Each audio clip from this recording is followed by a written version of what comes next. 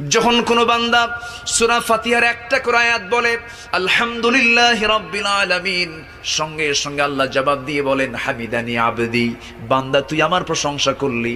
আর রহমানির রহিম যখন বলে আল্লাহ বলেন আসনা আলাইয়া আবদি। মালিক ইয়াউমিদ্দিন যখন বলে আল্লাহ বলেন মাজ্জাদানি আবদি। এরপরে যখন বলে ইয়াকা না'বুদু ওয়া ইয়াকা নাস্তাঈন পর্যন্ত যখন বলে আল্লাহ বলেন বান্দারে তুই আমার কাছে কি চাস, প্রাণ খুলে চা রে বান্দা। ইহদিনাস সিরাতাল মুস্তাকিম থেকে শুরু করে নিয়া ওয়ালাদ-দাল্লিন পর্যন্ত যখন বান্দা বলে তখন আল্লাহ বলেন বান্দা নামাজের মধ্যে এমন প্রেমের খেলা খেললি বান্দা, তুই যা চাইলি সব আমি আল্লাহ কবুল করলাম। ওই বান্দা যখন রুকুতে যায় আল্লাহ তখন অস্থির হন।